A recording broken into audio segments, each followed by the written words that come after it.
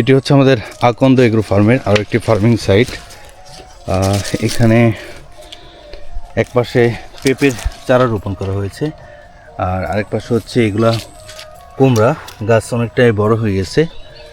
আর যদি যাই, আসলে এখানে আমরা মিশ্র চাষের ব্যবস্থা করেছি। একপাশে আমাদের এই যে পুকুর, আর পুকুরের পাড়ে আমরা পেঁপে, কুমড়, তারপর হচ্ছে মিষ্টি লাউ এগুলোর চাষ করতেছি।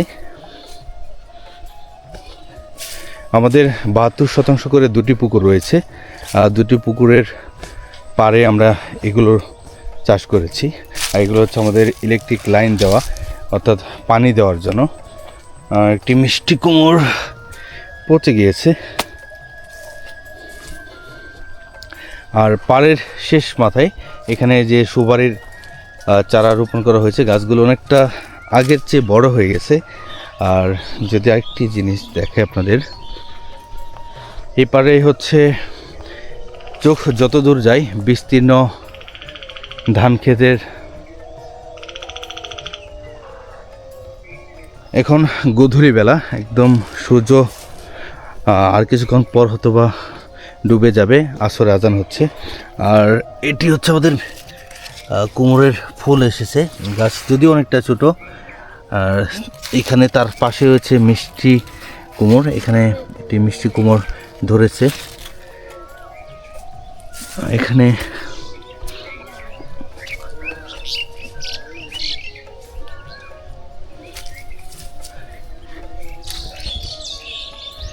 আর এই যেখানে এক ধরনের নেট জালের মতো, ফাঁকা নেট জাল, এইগুলো দিয়ে আমাদের এখানে যেটাকে বলে জাংলা বা মাচা বলে, আমরা এখানে মাচা দিয়েছি বাঁশ আর হচ্ছে নেট জাল দিয়ে, আর সাথে জিআই তার রয়েছে। এই জন্য পুকুরের এই পাশে পাড়টা আমরা ব্যবহার করতে পারতেছি আমাদের সবজি চাষের জন্য, এবং তার নিচে কিন্তু আমাদের যে মাছ চাষের জন্য পুকুর।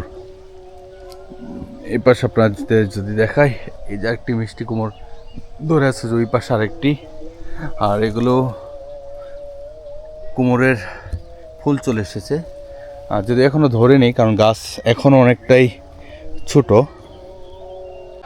আমাদের আকন্দ এগ্রো ফার্মের দুটি পুকুর রয়েছে 72% করে, তার মধ্যে একটি হলো এটি। এখানে আমাদের ফিড রেখে দেওয়া রয়েছে। আর এখানে মূলত চাষ করা হয়েছে বাংলা মাছ, এবং রয়েছে পাঙ্গাস, তেলাপিয়া, এই জাতগুলো। এখানে যদি দেখাই, মানে আমার এখানে আসার শব্দ পেয়ে মাছ আস্তে আস্তে আসতে শুরু করেছে। আমি যদি একটু দেখানোর চেষ্টা করি, এখানে আমাদের একটা থাল রয়েছে, এটা দিলেই, এই থাল দিয়ে বাড়ি দেওয়ার সাথে সাথে এখানে মাছ শুরু করবে।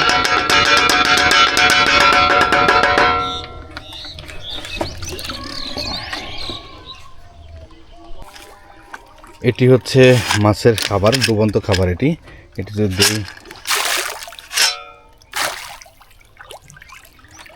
মাছ আসতে শুরু করেছে।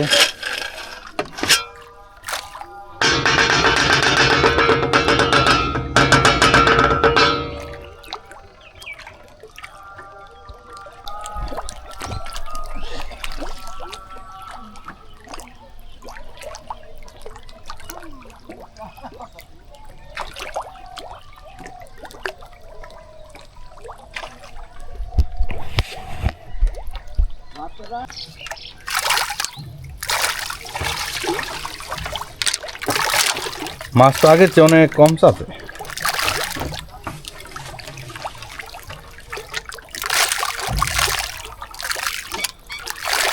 ভাষা দিবার গেলে এখন ভাষা খাদ্য দিয়ে হইলে আগের চেয়ে এইগুলো কিন্তু বড় বড় না। হ্যাঁ, এখন ভাষা খাদ্য দিয়ে হইলে মনে হয় মাছটা দেখুন, এখন ভাষা খাদ্য দিলে হারিয়ে গেল, দেখা গেল।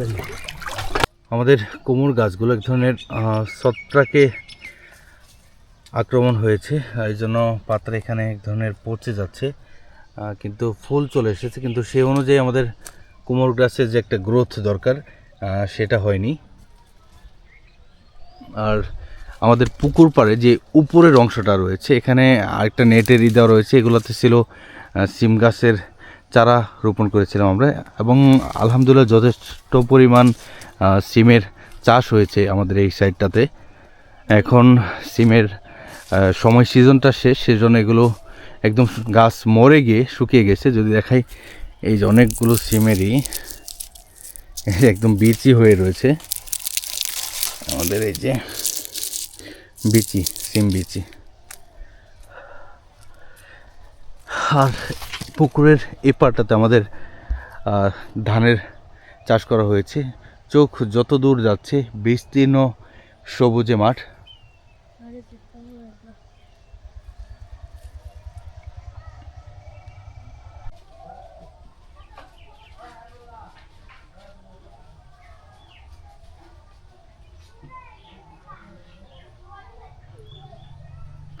এটি হচ্ছে আমাদের আরও একটি সিমের মাচা দেওয়া হয়েছে।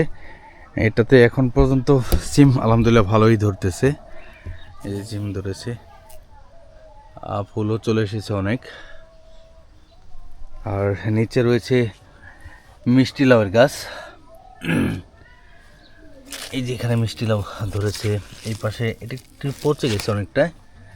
আর তার পাশেই যদি দেখায়, এটা হচ্ছে আমাদের টমেটো গাছ। এখানে এই যে টমেটোর অনেকগুলো চলে এসেছে, এখানে ফুল, তারপরে যে নিচে আরেকটি টমেটো খাওয়ার উপযুক্ত হয়েছে।